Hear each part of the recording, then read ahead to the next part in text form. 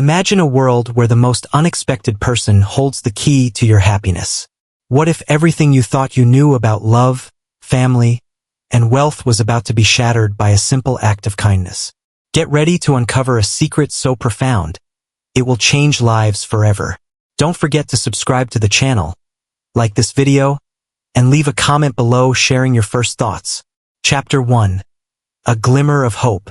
Ricardo de la Vega, a titan of industry, watched in utter disbelief from the grand archway of his exclusive Marbella Hotel restaurant. His 4-year-old daughter, Isabella, a child who for weeks had vehemently rejected every spoonful offered by a parade of nannies, was now happily, almost eagerly, accepting food from a complete stranger. "Look, Papa, it's yummy," Isabella exclaimed with a joyful giggle, as the young waitress delicately wiped her chin. "Señor de la Vega, I am so very sorry, but I quit. Your daughter is too difficult for anyone." The latest nanny, a grim-faced woman named Elena, muttered, gathering her belongings. Ricardo didn't even glance at her. "Your severance will be ready tomorrow." His gaze remained fixated on the heartwarming scene before him. The waitress chatted animatedly with Isabella, as if they were old friends, the little girl devouring every bite without a single protest. "Who is she?" Ricardo finally asked Mateo Guzman, the hotel manager, who had just approached. "A new waitress, Sofia Ramirez. I hired her a month ago." Mateo's tone was dismissive. "Any problem, sir?" "On the contrary," Ricardo replied, his eyes never leaving Sofia. "She just solved one." Mateo eyed the scene with clear disapproval.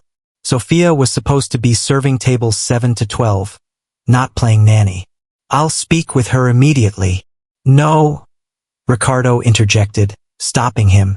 "I'll handle this." As Ricardo approached the table, memories of the past 2 years washed over him. Since the passing of Elena, Isabella's mother, nothing had been the same. Isabella's smiles became rare, and he had buried himself in the international expansion of his De La Vega hotels to escape the gnawing pain. His return to Marbella just a month ago was meant to be a new beginning, but so far, it had only confirmed his inability to truly connect with his own daughter. "How did you get her to eat?" he asked the waitress directly. Sofia jumped, startled, recognizing the hotel owner standing over her. Señor de la Vega, "I'm sorry if I overstepped. I just saw her crying and—" "Don't apologize," he interrupted. "I asked you how you did it. We've been trying for weeks to get her to eat properly." Sofia smiled, gently stroking Isabella's hair. "I told her about the warrior princesses who need energy for their adventures. Right, Isabella?" "Yes, like Moana," the little girl chimed in enthusiastically.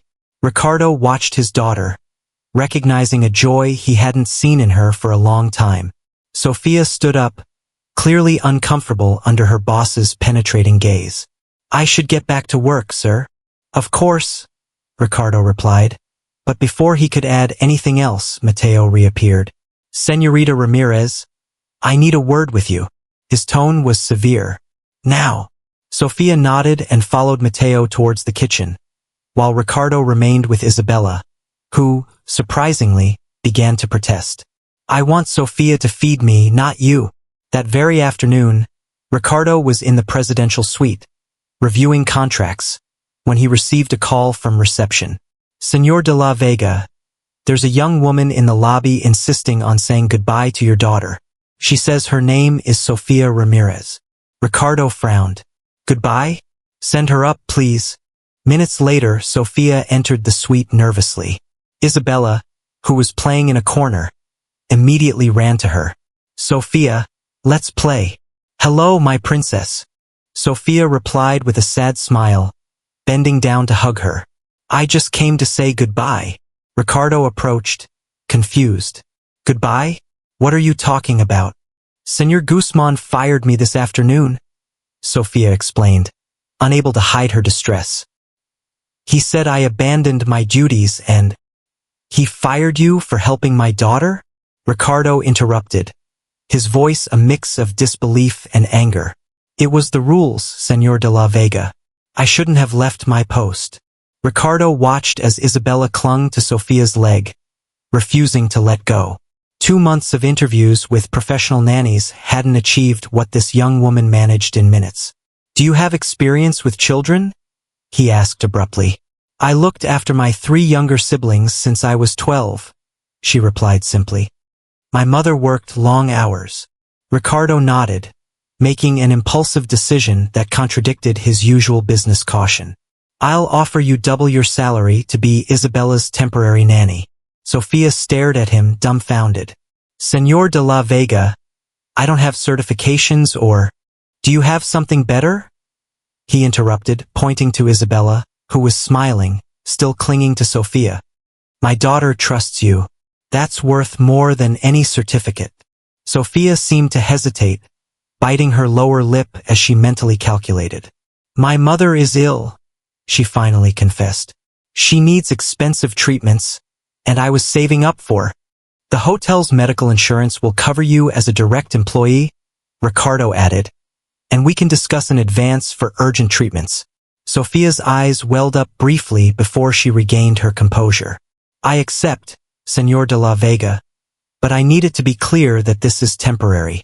Ricardo extended his hand to seal the deal. "Welcome to the family temporarily." What neither of them could imagine as they shook hands was how that impulsive decision would forever alter the course of their lives.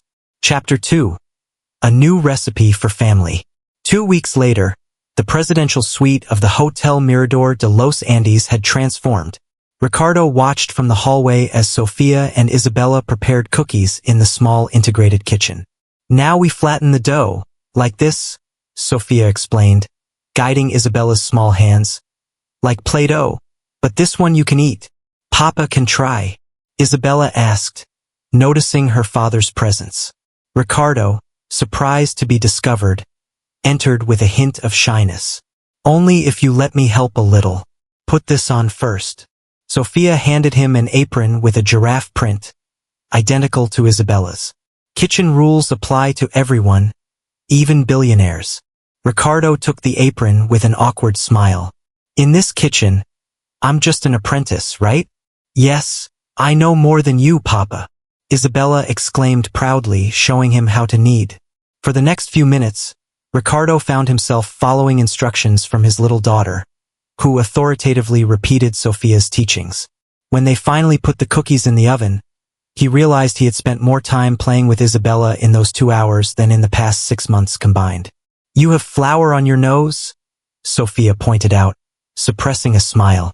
Ricardo clumsily wiped it, spreading more flour on his face. Isabella burst into laughter, and Sofia couldn't contain her own.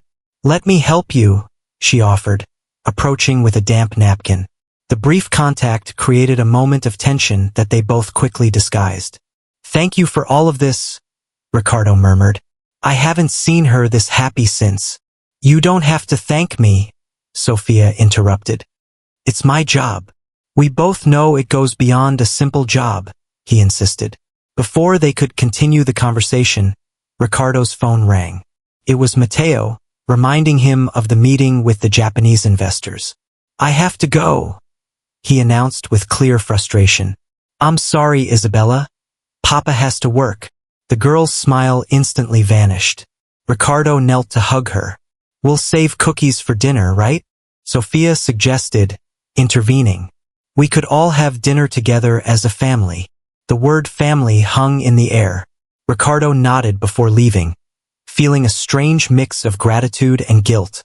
That night, when Ricardo returned to the suite, he found the table set for 3. The aroma of homemade food filled the air, something unusual in those hotel rooms. "On time," Sofia exclaimed as he entered. "Isabella has been waiting to show you something." The girl ran to her father with a drawing in her hand. "Look, it's you, me, and Sofia making cookies." Ricardo looked at the childlike drawing, where 3 smiling figures stood under a triangular roof. Family. During dinner, Ricardo discovered that Sofia had grown up in a small coastal town, that she loved cooking her grandmother's recipes, and that she had postponed her gastronomy studies to help her family. "Why Marbella?" Ricardo asked, serving more salad. "It was my mother's dream city," Sophia explained. She always said the opportunities were here. I came 3 years ago when she fell ill. What I earn here covers her treatments. You should resume your studies, Ricardo suggested.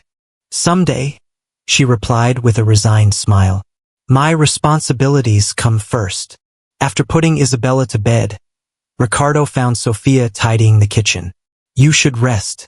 You've done enough for today. Almost done, she replied. Besides, tidying relaxes me. Ricardo took a cloth to dry the dishes, standing beside her. You don't have to do this, Sophia said, surprised. Tidying relaxes me too. He lied with a knowing smile. They worked in silence for a few minutes until Ricardo spoke again. Can I ask you something personal? Sophia nodded cautiously. Why are you so good with Isabella? It's not just professionalism. There's something more. Sophia stopped washing and dried her hands before replying. When I was Isabella's age, my father abandoned us. My mother worked so much that we barely saw her. I swore that no child in my care would ever feel alone or abandoned. Never. Their gazes met, filled with mutual understanding. She adores you, Ricardo confessed. This morning she told me you're like the mother she doesn't remember. Sophia looked down, visibly moved. I shouldn't get so attached. This is temporary, as we agreed. Things can change, Ricardo suggested, surprising himself. The following weeks brought a new routine. Ricardo began scheduling meetings later to have breakfast with Isabella. Sophia organized weekend outings where, increasingly, Ricardo joined them. Without realizing it, they were building a life together. The day of Isabella's birthday arrived with a small celebration that Sophia had meticulously organized. When it was time to blow out the candles, the little girl closed her eyes tightly. What did you wish for, my princess?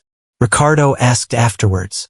I can't tell, or it won't come true, Isabella replied seriously. Later, while the girl played with her gifts, Ricardo found Sophia looking at photos from the party on her phone. Thank you for giving her a normal birthday, he said sincerely. All children deserve special days, Sophia replied. It hasn't just been good for her, Ricardo confessed after a moment of hesitation.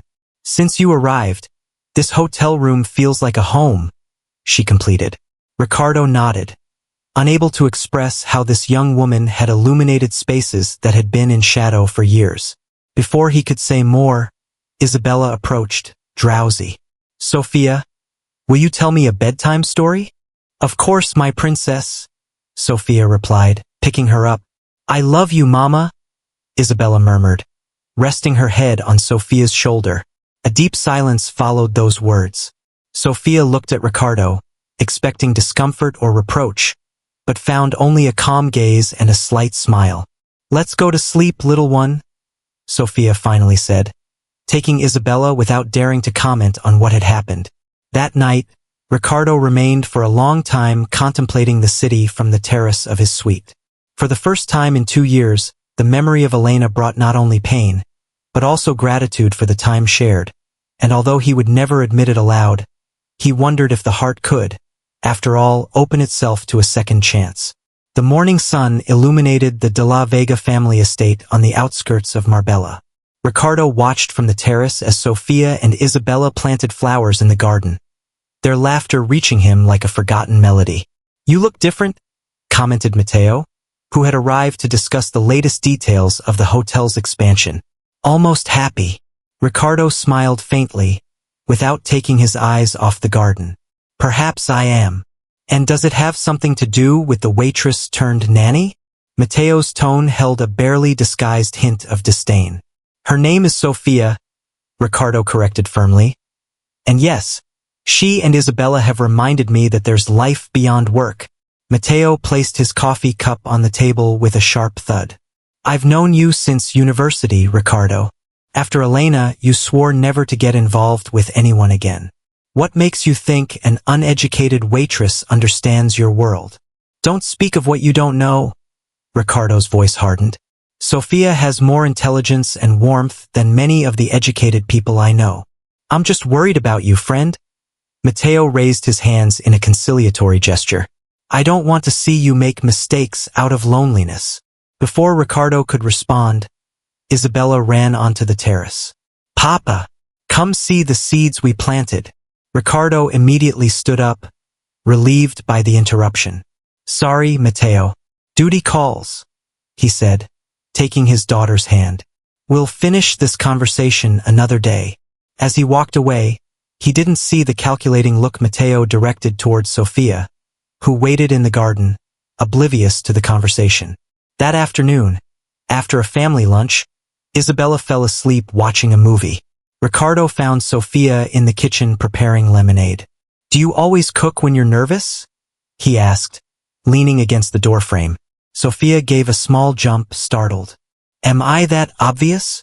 After 2 months, I think I'm starting to know you," Ricardo replied, approaching. "What worries you?" Sofia hesitated a moment before answering. "My mother called this morning. The doctors want to do new tests. They think the treatment isn't working as they hoped." Ricardo moved closer, placing a hand on her shoulder in a gesture of support. "If you need time to visit her, or if she needs another specialist." "It's not just that," Sofia interrupted, her eyes shining with unshed tears. "Sometimes I feel like I'm living a borrowed life here. With you, I have everything I ever dreamed of. Security, joy, a family. But it's not real, it's not my life. What if it could be?" The words escaped Ricardo's mouth before he could contain them. Their gazes met, filled with unasked questions. Ricardo took another step, closing the distance between them. Sofia's phone rang insistently, breaking the moment. Seeing the screen, her face paled. "It's the hospital," she murmured before answering. Ricardo watched as Sofia's expression transformed into pure anguish as she listened. When she finished the call, she was visibly trembling. "My mother suffered a relapse. She needs urgent surgery, and it's not covered by basic insurance." Without hesitation, Ricardo took her hands in his. "Tell me how much you need. We'll solve it together." Sofia gently withdrew her hands, regaining her composure. "I can't accept your money, Ricardo. You've already done too much." "It's not charity," he insisted. "It's help, just like you've given to Isabella and me." "Precisely why I can't mix everything," Sofia replied. "I need to keep the boundaries clear." That night, after putting Isabella to bed, Ricardo found Sofia contemplating the stars from the estate's porch. He sat beside her in silence, respecting her space. "Tell me about your town," he finally asked. Sofia smiled nostalgically. "It's small by the sea. The houses are brightly colored, and everyone knows each other. My mother sold fish in the market until she got sick. My sister, Elena, takes care of her now, but she's barely 18. She should be studying, not carrying adult responsibilities." "Like you at her age," Ricardo observed. "The difference is, I chose to stay." Sofia sighed. "After Papa left, someone had to be strong. Mama worked so hard she could barely stand. My brothers were little. There was no other option." Ricardo watched her, admiring her strength beneath that fragile appearance. "You've never allowed yourself to be weak, to lean on someone else." Sofia laughed softly. "The millionaire asks about weakness. You don't allow yourself to drop your guard either, Ricardo. Since I've known you, you're always controlling everything, keeping yourself busy so you don't have to feel." "Touché," Ricardo conceded. "I guess we're both afraid of the same thing." "And what is that?" Sofia asked, turning to look directly at him. "Of needing someone so much that losing them would destroy everything again," he replied with brutal honesty. The silence that followed was heavy with unspoken confessions. Slowly, as if drawn by an invisible force, they moved closer to each other. As their lips were about to meet, Sofia's phone vibrated on the table. "It's Elena," Sofia murmured, breaking the moment as she checked the message. "I have to go back to Marbella early tomorrow. My mother needs me to sign some hospital documents." Ricardo nodded, unable to hide his disappointment. "We'll all go back together." Back at the hotel, Ricardo noticed a change in Sofia. She seemed more distant, as if she had raised her defenses again. When he tried to talk about what had happened at the estate, she skillfully diverted the conversation. One afternoon, while reviewing documents in his office, Ricardo received an unexpected visit from Mateo. "We need to talk about Señorita Ramirez," he announced without preamble. "If you've come to criticize her again." "I've come to warn you," Mateo interrupted, placing a folder on the desk. "I made some inquiries. Her mother is indeed ill, but the medical expenses are much greater than what a simple waitress could pay, even with the salary you're giving her." Ricardo frowned. "You investigated her? By what right?" "By the right of 20 years of friendship," Mateo replied firmly. "Someone has to protect you, even from yourself." Ricardo opened the folder and found medical bills for astronomical sums. "What are you suggesting? That she's with me for money?" The idea seemed absurd to him. "I'm just saying it's too much of a coincidence," Mateo insisted. "An attractive young woman with urgent financial needs suddenly wins the heart of the hotel owner and his daughter. It's the perfect plan." Ricardo slammed the folder shut. "I know Sophia, don't I?" "Do you really know her?" Mateo asked. "Or do you see what you want to see because she reminds you of the family you lost?" Those words pierced Ricardo like darts, planting the first seed of doubt in his mind. "The annual hotel gala is in 2 weeks," Mateo continued. "Observe how she acts, how she interacts with others. Sometimes we need distance to see clearly." When Mateo left, Ricardo remained motionless, contemplating the closed folder on his desk. The shadow of doubt, once planted, slowly began to spread its roots. Sophia walked nervously down the hospital corridor. The doctor's words echoed in her mind. "The operation is urgent. Without it, your mother might not survive the month." With trembling hands, she reviewed the quote again. 75,000 euros, an impossible sum for her, even with her new salary. "Señorita Ramirez," Mateo Guzman's voice startled her. "What a coincidence to find you here." Sophia quickly closed the folder with the medical documents. Señor Guzmán, y. "Please call me Mateo," he interrupted with a calculated smile. "After all, you're practically family now, aren't you?" Something in his tone made Sophia tense. "I am working for Señor de la Vega, if that's what you're implying." "We both know it's more than work." Mateo gestured to a nearby bench. "Can we talk for a moment?" Reluctantly, Sophia sat beside him. "Your mother needs expensive surgery, doesn't she?" he asked directly. Sophia looked at him, surprised. "How do you know?" "I have contacts in this hospital," he replied vaguely. "And I want to help you." "Help me? Why would you do that?" Mateo smiled as he took out his checkbook. "Let's say I'm concerned about Ricardo and Isabella. They're like family to me." "I don't understand." "I'm offering you a loan for 80,000 euros, Mateo explained. "It covers the surgery and recovery expenses. No interest." Sophia looked at him in disbelief. "What's the catch?" "Smart," Mateo conceded. "I only ask for one condition. After the annual hotel gala, you resign and stay away from the de la Vega family. Permanently." Indignation flared on Sophia's face. "Do you think you can buy me? Drive me away from Isabella as if I were an object?" "I think you're a sensible young woman who understands her position," Mateo replied coldly. "Do you truly belong in Ricardo's world? Do you think a man like him, educated in Europe, owner of an international hotel chain, seriously considers a future with a village waitress?" Each word was a stab for Sophia. Worse, because they were the very fears that tormented her. "What's between us is gratitude and loneliness," Mateo completed. "Ricardo lost his wife. You take good care of his daughter. It's natural for him to confuse his feelings. But when the novelty wears off, what will be left?" Sophia stood up, trying to maintain her composure. "I don't need your money. And your mother doesn't need that surgery?" Mateo countered. "Be realistic, Sophia. You won't get that amount in time." Sophia stood still, trapped between her pride and desperation. "Think about it," Mateo continued, extending a card. "My offer stands until tomorrow. After that, it will be too late." That night, in the hotel suite, Sophia watched Isabella sleep, tears silently streaming down her cheeks. The phone in her hand showed a message from Elena. Mama is worse. Doctors say we can't wait any longer. A soft knock on the door interrupted her thoughts. It was Ricardo. Can we talk? He asked in a low voice so as not to wake Isabella. Sophia nodded, discreetly wiping her tears before following him to the suite's living area. I noticed you've been distant these past few days, Ricardo began.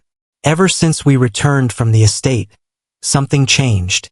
Sophia avoided his gaze, unable to lie directly to him. I'm just worried about my mother, she replied with a partial truth. You know I can help you with the medical expenses, Ricardo insisted, approaching. I don't understand why you refuse.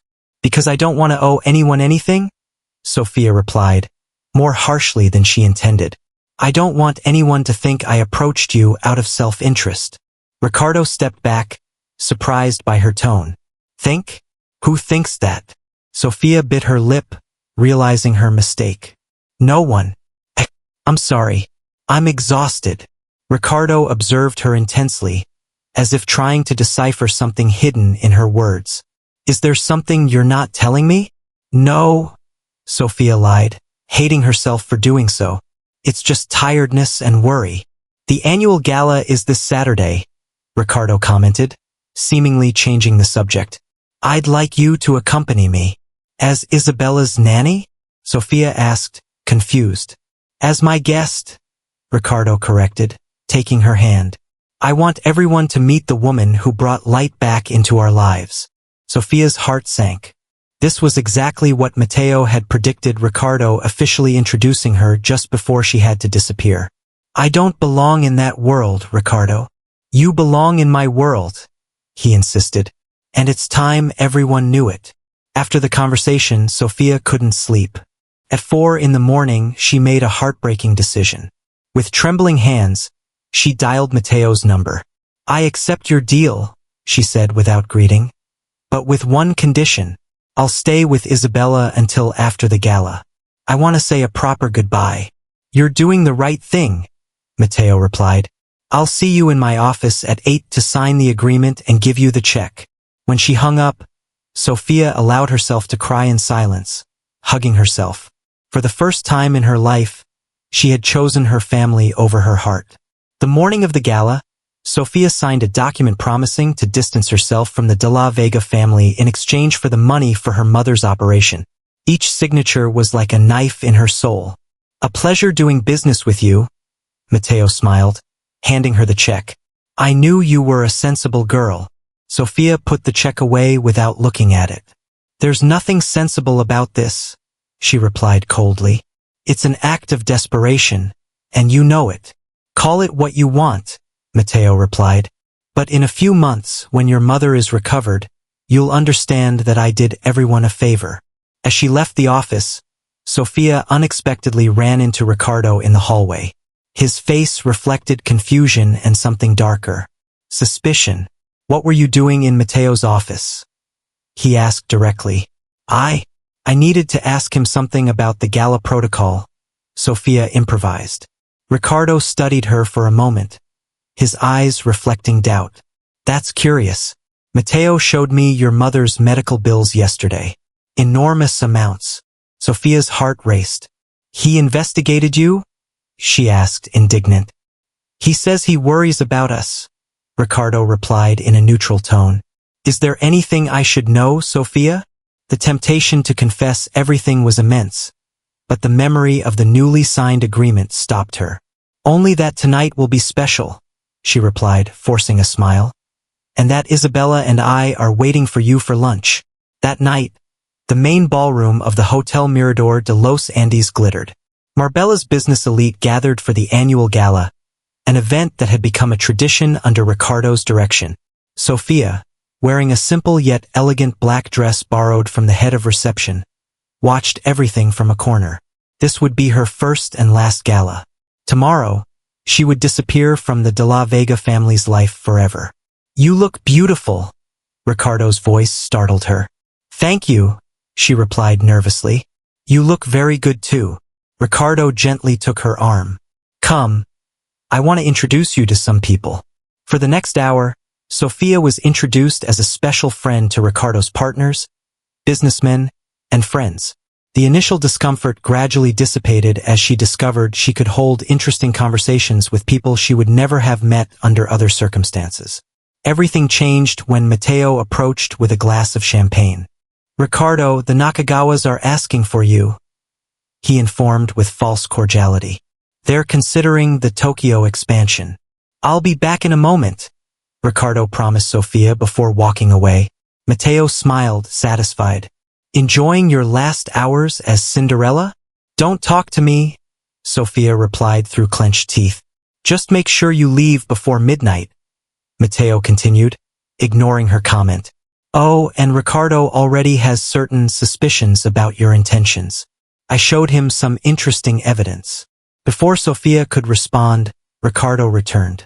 His expression had changed. He was serious, distant. "Sophia, can we talk privately?" He led her to his office, away from the bustle of the party. Once alone, he placed a folder on the desk. "Mateo just gave me this," he said in a controlled voice. "These are records of a transfer of 80,000 euros to your account. Made today." Sophia felt the ground open beneath her. "Ricardo, can I explain?" "Explain what?" he interrupted, his voice rising. "That while you were playing happy family with me and my daughter, you were negotiating behind our backs. That all this time it was about money?" "No!" Sophia exclaimed, desperate. "It was never about money." "Then what is this?" Ricardo pointed to the documents.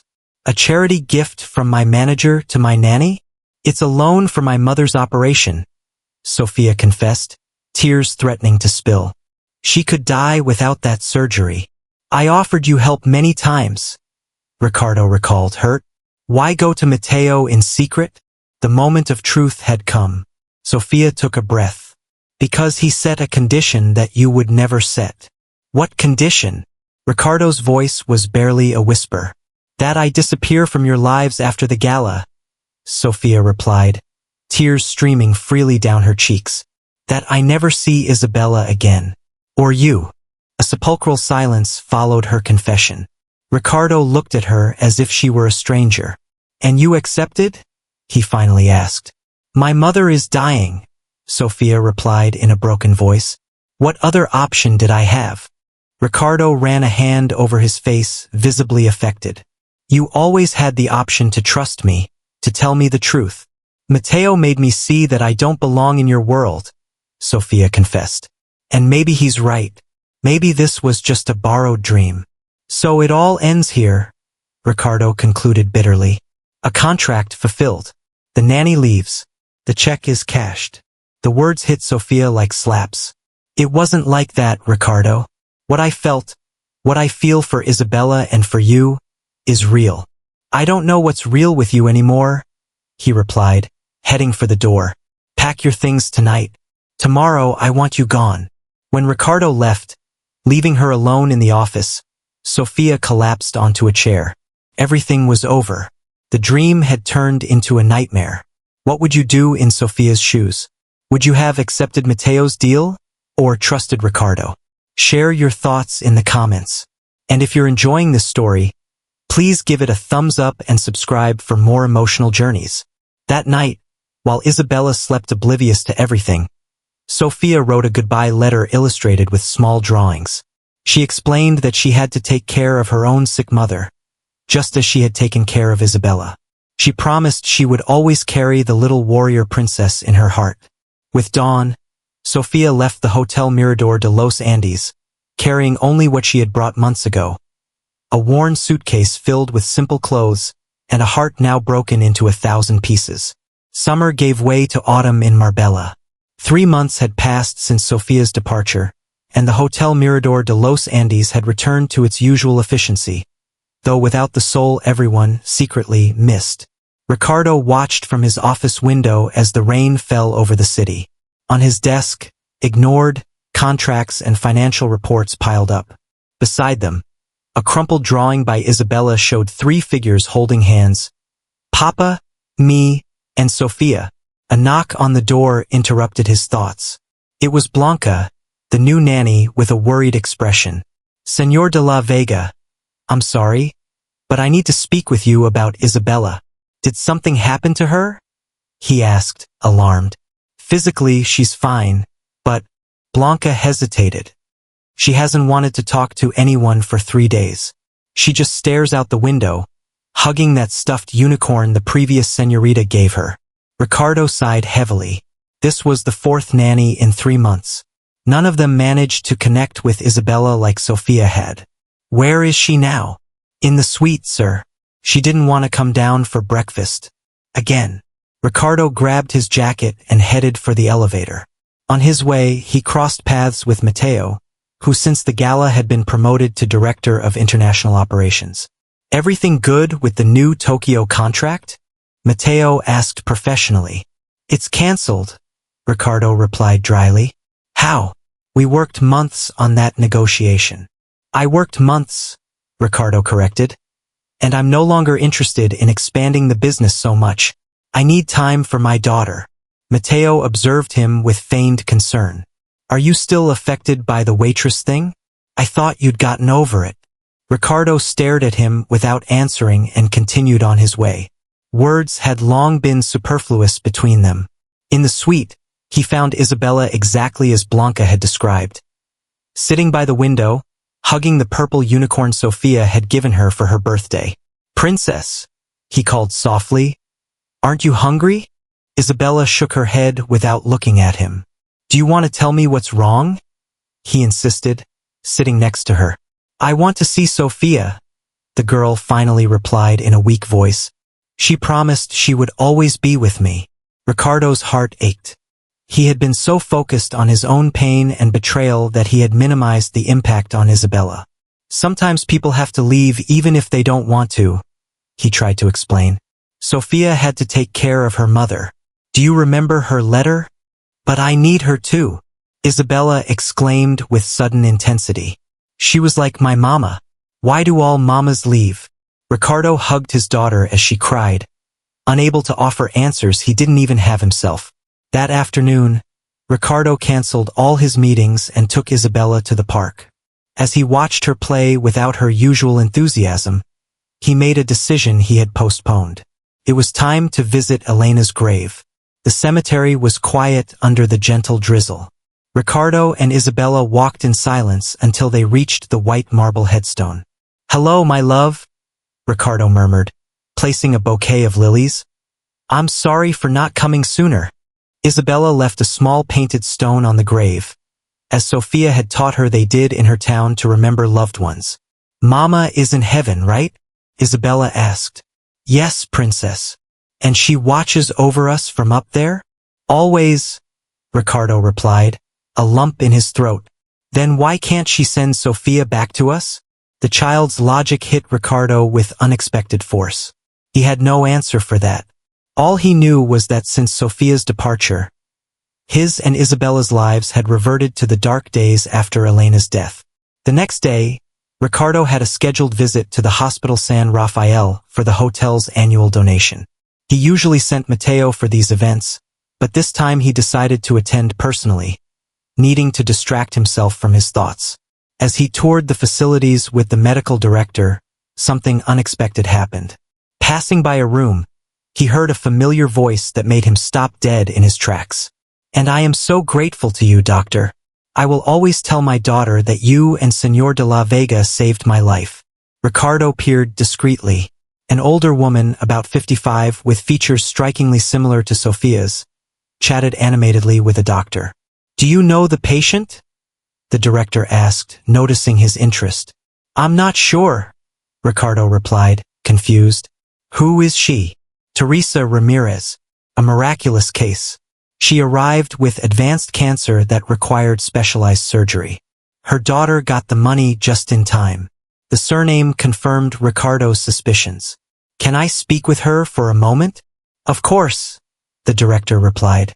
She's one of the beneficiaries of the advanced treatment program your hotel helps fund. Ricardo entered the room alone. The woman looked at him with curiosity. Good afternoon, Ricardo greeted. I'm Ricardo de la Vega. Teresa's eyes lit up with recognition. Señor de la Vega. What an honor. My Sophia has told me so much about you and little Isabella. Thank you for the loan that saved my life. Ricardo stood motionless, processing her words. Loan? I don't understand. The money for my operation, Teresa explained naturally. Sophia told me you advanced her a full year's salary to pay for the surgery. We are eternally grateful. The revelation hit Ricardo like a lightning bolt. Sophia had lied to her own mother to protect her pride. Do you know where I can find your daughter? He asked urgently. She went back to our village for a while, but now she's in Barcelona, Teresa replied. She got a job at a small family restaurant. I'll send you the address by message. I have your number, right? Ricardo nodded, though it wasn't true. He desperately needed that address. Upon leaving the hospital, he immediately called his driver to take him back to the hotel. His mind worked frantically, connecting pieces of a puzzle he now saw clearly. In his office, he found Mateo reviewing documents on his desk without permission. What do you think you're doing? He asked coldly from the doorway. Mateo visibly jumped. Just getting ahead on work for tomorrow's meeting, he replied with feigned innocence. I didn't know you'd be back so soon. I just spoke with Sophia's mother, Ricardo announced, carefully observing Mateo's reaction. The manager's face paled momentarily before he regained his composure. And what does that matter now? The waitress left months ago. The waitress told her mother that I lent her the money for her operation, Ricardo continued, slowly approaching. Curious, considering that according to you, she agreed to stay away from us in exchange for your generous check. Mateo stood up, his expression transforming into defiance. I did what I had to do to protect your interests. You were blinded by whatever you felt for her. My interests, Ricardo repeated incredulously. Or yours. They're the same, Mateo replied with conviction. Since university, we've worked to build this empire. I wasn't going to let an opportunistic, uneducated woman ruin everything. Ricardo laughed bitterly. Empire? Is that what you see? I see an empty hotel where my daughter is unhappy, and I drown myself in work so I don't have to think. Melodrama, Mateo dismissed. You were always too sentimental for business. That's why you need someone like me, someone who makes the tough decisions. Like manipulating a desperate woman, Ricardo completed. Like lying to me, your supposed friend. Mateo crossed his arms defiantly. Admit it, Ricardo. Deep down you knew she didn't belong in your world. I just saved you the drama of finding out over time. Ricardo approached until they were face to face. The only one who no longer belongs in my world is you, he declared firmly. I want your resignation on my desk first thing tomorrow. You can't be serious, Mateo paled. 20 years of friendship and business together. They ended the moment you decided you could manage my life and my feelings, Ricardo sentenced. Tomorrow, your resignation. Or would you prefer that we make the true reason for your dismissal public? Mateo gathered his things in silence and headed for the door. Before leaving, he turned one last time. You'll regret this, Ricardo. That woman will bring nothing good into your life. When he was left alone, Ricardo sank heavily into his armchair. He reviewed the folder Mateo had given him the night of the gala. Now he clearly saw the inconsistencies, the manipulation in every document presented. He picked up his phone and dialed a number. Elena, this is Ricardo de la Vega, your sister's former employer. I need to speak with her urgently. The young woman on the other end of the line was silent for a moment. My sister suffered a lot because of you and that little girl, Elena finally replied. Why should I help you? Because I made a terrible mistake, Ricardo admitted sincerely, and I need to correct it if it's still possible. Another silence, longer this time. She's in Barcelona, Elena finally replied.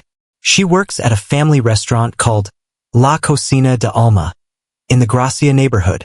She's starting a social project with children there. Thank you. Ricardo's gratitude was genuine. Truly thank you. I'm not doing it for you, Elena clarified. I'm doing it for her. I've never seen her so happy as when she talked about you in her letters. And never as sad as when she had to leave. When the call ended, Ricardo looked out the window of his office. The sun began to set over Marbella, bathing the city in a golden glow. He made a decision. Blanca, he called his assistant over the intercom. Book 2 tickets to Barcelona for early tomorrow. For Isabella and me. How many days should I book the hotel, sir? Ricardo smiled slightly, the first glimmer of hope in months. I'm not sure. Could be 1. Or it could be forever. What do you think will happen next? Will Sofia forgive Ricardo? Will their paths finally align? Let me know your predictions in the comments below. The flight to Barcelona was brief, but for Ricardo, every minute felt eternal. Isabella, sitting by the window, watched the clouds with renewed excitement ever since she learned the reason for the trip. Will Sofia be happy to see us, Papa? She asked for the 5th time. I hope so, my princess, Ricardo replied, hiding his own uncertainty. When the taxi dropped them off in front of La Cocina de Alma, Ricardo paused for a moment to observe the place. It was a small but cozy restaurant, with wooden tables on the sidewalk and hanging plants decorating the entrance. Nothing like his luxurious hotel. Come on, Papa. Isabella impatiently tugged at his hand. Upon entering, they were greeted by the aroma of spices and the cheerful bustle of several children gathered around a large table at the back of the establishment. Ricardo held his breath when he saw her. Sofia, wearing a colorful apron and her hair tied back in a simple ponytail, was teaching a group of about 10 children how to knead bread. Her hands moved with the same grace Ricardo remembered, her voice patiently explaining each step. It was Isabella who broke the moment, letting go of his hand to run towards her. Sofia, Sofia. Sofia looked up, freezing instantly. Surprise gave way to an inscrutable emotion as Isabella launched herself into her arms. Princess, she exclaimed, bending down to embrace her. What are you doing here? We came looking for you. Isabella replied simply. Papa said we had to find you. Sofia then looked up, meeting Ricardo's gaze, who remained a few meters away, her face visibly tensed. Children, let's take a break, she announced to her group. Maria, can you make sure no one touches the dough while I'm gone? An older woman nodded, curiously observing the newcomers. Sofia wiped her hands on her apron and walked towards them, her face a mask of professional composure that Ricardo had never seen on her. Señor de la Vega, what a surprise. Her tone was polite but distant. Can I help you with anything? We need to talk, Ricardo replied, trying not to show how much her formal treatment affected him. I'm working now, Sofia objected. Please, he insisted. We wouldn't have come all this far if it wasn't important. Something in his tone must have convinced her, because she finally nodded. Maria, can you take care of the group for a moment? She asked her colleague. I have something to attend to. She led them to a small room at the back of the restaurant. Isabella immediately began to tell her everything that had happened in the last 3 months. Her new ballet classes, the unicorn that slept with her every night, how she had learned to write her name. Sofia listened attentively, her expression softening as she interacted with the girl, but hardening again each time she looked at Ricardo. Isabella, why don't you go with Maria to try the cookies that just came out of the oven? Ricardo finally suggested. I need to talk to Sofia alone. When the girl left, an uncomfortable silence settled between them. You look good, Ricardo finally said. Thanks, she replied dryly. What are you doing here, Ricardo? What do you want? The truth, he replied directly. I spoke with your mother at the hospital. Sofia visibly paled. My mother? How? It was a coincidence, Ricardo explained. I was at the hospital for a hotel donation, and I heard her mention my name. She thanked me for the loan that saved her life. Sofia averted her gaze, biting her lower lip. I didn't want her to know the truth, she confessed in a low voice. I didn't want her to think that you what? Ricardo pressed. That you sold your happiness for her life? Because that's exactly what you did, didn't you?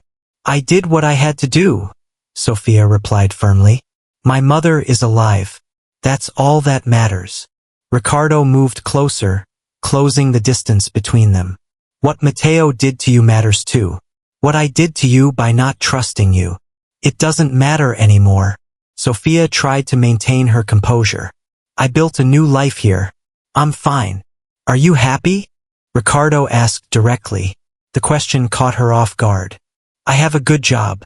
I'm starting this program for underprivileged children. She evaded. I didn't ask you that, Ricardo insisted. I asked you if you were happy. Sophia's eyes filled with unshed tears. What do you want me to tell you, Ricardo? That I miss you both every day? That sometimes I wake up thinking I hear Isabella's laughter? That I regret accepting Mateo's deal, even though it saved my mother's life? Ricardo took her hands in his. I want you to tell me the truth, the same truth I came to tell you, that I made the worst mistake of my life by letting you go. Sophia tried to pull her hands away, but Ricardo held them firmly. I fired Mateo, he continued. When I discovered what he had done, what I allowed him to do, I couldn't forgive him. Or myself. You can't just show up after 3 months and expect everything to go back to how it was. Sophia objected, though her resistance was beginning to falter. I don't want it to be like before, Ricardo replied sincerely. I want it to be better. I want to build something real, where we are both equals. Sophia looked at him with distrust. And how would that be? Me, the waitress, and you, the millionaire hotelier. Ricardo smiled slightly. No, I was thinking more like partners. I have a proposal for you, but first, I need to tell you something important. Sophia waited, holding her breath. These months without you showed me what truly matters, Ricardo confessed. It's not the hotels or the international contracts or the money. It's waking up every morning with purpose, watching Isabella grow, sharing simple moments with someone who sees me as I am, not for what I have. He moved closer, until their faces were inches apart. I love you, Sofia Ramirez. I love you for your strength, your kindness, your ability to love unconditionally. I love you for how you care for my daughter, for your mother, for those children out there. I love you for who you are, not for what you can give me. Tears streamed freely down Sophia's cheeks now. Ricardo, But before she could finish the sentence, the door opened abruptly. It was Isabella with a bitten cookie in her hand. Sophia, why are you crying? She asked worriedly. Did Papa scold you? Sophia laughed through her tears, bending down to her height. No, princess. Sometimes adults cry when they're very happy. Then are you coming back with us? The girl asked hopefully. Sophia looked at Ricardo undecided. It's not that simple, Isabella, she tried to explain. I have my job here. These children need me. We can also need you and let you do your job, Ricardo intervened. In fact, that's my proposal. To convert part of the hotel into a community center like this, run by you. Sophia looked at him in surprise. Are you serious? I've never been more serious, Ricardo confirmed. Money, success, they mean nothing if they're not shared, if they don't improve the lives of others. You taught me that. Isabella, impatient, tugged at Sophia's hand. Say yes, Sophia, please. Sophia looked at the girl, then at Ricardo. Years of responsibilities, of putting others first, of sacrificing her own desires, weighed on her decision. I need time to think about it, she finally replied. I can't just leave everything here overnight. Disappointment crossed Ricardo's face, but he nodded understandingly. I understand. We'll take a hotel here in Barcelona for a few days. Perhaps you could show us your project, get to know the children better. Or you could stay at my apartment, Sophia offered impulsively. It's small, but it has a sofa bed and... She stopped, surprised by her own suggestion. We'd love to, Ricardo accepted with a smile. That night, after putting Isabella to bed in the only room of Sophia's small apartment, they both sat on the terrace, contemplating the lights of Barcelona. There's something else you should know, Sophia said nervously. Something I've been hiding since I left. Ricardo looked at her expectantly, fearing some new complication. Sophia took a deep breath before confessing. I'm pregnant. For months. The world seemed to stop for Ricardo. He looked at Sophia's belly, barely visible under her loose blouse. Pregnant? With yours, Sophia confirmed. The night before the gala, when we came back from visiting my mother at the hospital, that was the only time that she didn't need to finish the sentence. Ricardo remembered that night perfectly. The comfort they had given each other, the connection that had transcended the physical. Why didn't you tell me? He asked softly, with no trace of reproach. At first, I didn't know, Sophia explained. When I found out, weeks had passed since the gala. After how things ended between us, it didn't seem fair to use it to force you to. Ricardo knelt in front of her, gently placing a hand on her belly. A child, he murmured in astonishment. Our child. Or daughter, Sophia corrected with a small smile. Without warning, Ricardo pulled a small box from his pocket and opened it, revealing a simple but elegant ring. I wasn't planning to do this so soon, but now seems like the perfect time, he said with an emotional voice. Sofia Ramirez, would you do me the honor of? Sophia gently placed a finger on his lips, stopping him. No, she replied firmly. Ricardo looked at her, confused and hurt. I don't want you to propose to me because I'm pregnant, she explained. If someday we decide to take that step, I want it to be because we both want it, not out of obligation or impulse. Ricardo put the ring away, but he didn't seem disappointed. You always put the good of others before your own, he observed. It's one of the reasons I love you. I've learned to value myself more these past few months, Sophia confessed. To give myself time to decide what I truly want. And what do you want, Sophia? Ricardo asked with genuine interest. She pondered her answer before speaking. I want to raise our child in a home full of love, not luxury. I want to continue helping children who don't have the opportunities Isabella has. I want to wake up every morning feeling useful and respected. And I want, she hesitated before admitting, I want a family with you and with Isabella, but on my own terms, not as the perfect millionaire's wife. Ricardo took her hands in his. Then let's do it your way, he proposed sincerely. No rings, no pressure. Let's build together what you want to build, where you want to do it. Here in Barcelona? Sophia asked, testing him. If it's where you're happy? Yes, he replied without hesitation. I can manage the hotel remotely, open a branch here, anything. Sophia smiled, touched by his willingness. Actually, I miss Marbella, she confessed. And these children already have Maria, who is wonderful with them. Perhaps your idea of the community center at the hotel isn't so crazy after all. Ricardo leaned in to kiss her gently. Tomorrow we can visit possible locations if you want, he suggested. Turn that project into a reality. Tomorrow, I want you to get to know these children better, Sophia corrected. To see why they matter so much to me. Decisions can wait a few days. A lifetime if necessary, Ricardo assured, hugging her under the starry Barcelona sky. This time, there's no rush. What an incredible twist. What do you think about Sophia's decision and Ricardo's newfound understanding? Let me know in the comments. And don't forget to subscribe for more amazing stories. The afternoon sun bathed the gardens of the renovated Hotel Mirador de los Andes in golden light.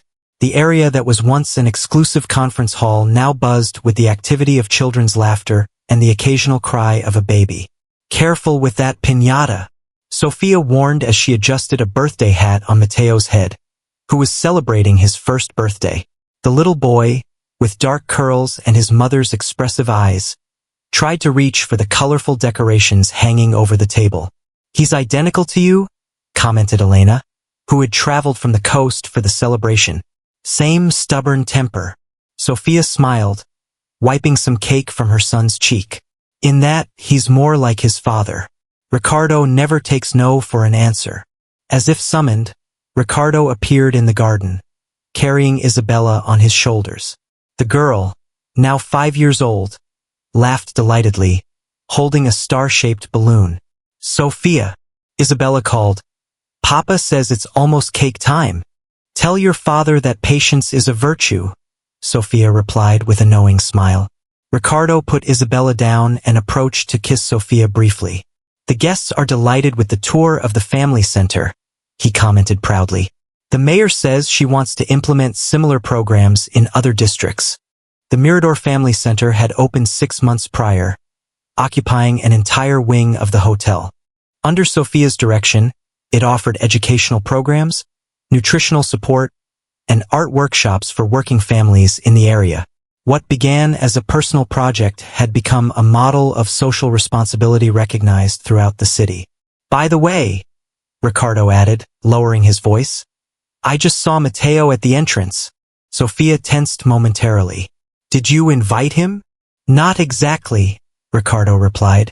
I mentioned the celebration when we ran into each other at the Chamber of Commerce last week. I didn't think he'd come. After his forced resignation, Matteo had spent months resentful, until a family problem forced him to reconsider his priorities. The reunion with Ricardo months later had been awkward but cordial. I should go say hello, Sophia decided, surprising Ricardo. Are you sure? It's been over 2 years, Ricardo, she replied serenely. Everyone deserves second chances. You taught me that. As Sophia walked away, Teresa approached Ricardo with Matteo in her arms. Someone wants his papa, she announced, handing him the little one who extended his arms towards him. Ricardo took his son, marveling each day at the perfection of his features, the exact mix of him and Sophia. Your daughter has done an extraordinary job with that center, Teresa commented. I always knew she was destined for something great. She did it all herself, Ricardo replied sincerely. I just provided the space. The heart and vision are entirely hers. Teresa watched with satisfaction as the garden filled with guests, an improbable mix of hotel executives, children from the community program, and family. You know, she confessed, when she told me she was moving to Marbella years ago, I feared the city would devour her. Instead, she found a home. And she found you. At the garden entrance, Sophia greeted Matteo, who awkwardly held a brightly wrapped gift. I didn't expect to see you today, she admitted without hostility. I wasn't sure if I should come, he replied, visibly uncomfortable. I don't know if I'm welcome. It's a child's celebration, Sophia replied. Grudges have no place on days like this. Matteo nodded, appreciating the gesture. The hotel looks different, he commented, looking around. More alive. Ricardo understood that business can coexist with social purpose, Sophia explained. It's our best year financially, did you know? Turns out social responsibility is also good for the numbers. You were always sharper than I gave you credit for, Matteo admitted with a slight smile. Sophia took the gift from his hands. Come, join the celebration. The past is past. When they returned to the central area of the garden, Ricardo observed them with curiosity. Sophia winked at him reassuringly, placing Matteo's gift with the others. Cake time, Elena announced, appearing with a cake decorated with marine motifs, a homage to the coastal village where Sophia was born. As everyone gathered around the central table, Isabella took an important position next to her brother. I taught him how to clap, she declared with fraternal pride.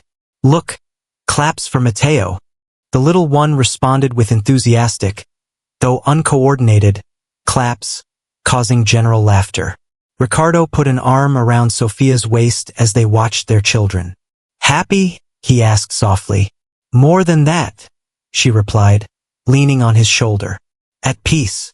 They had never married, despite the discreet insistence of some relatives. Instead, they had built something they both valued more. A genuine partnership, based on mutual respect and shared purposes. The Hotel Mirador de los Andes was no longer simply a successful business, but the epicenter of a community transformation.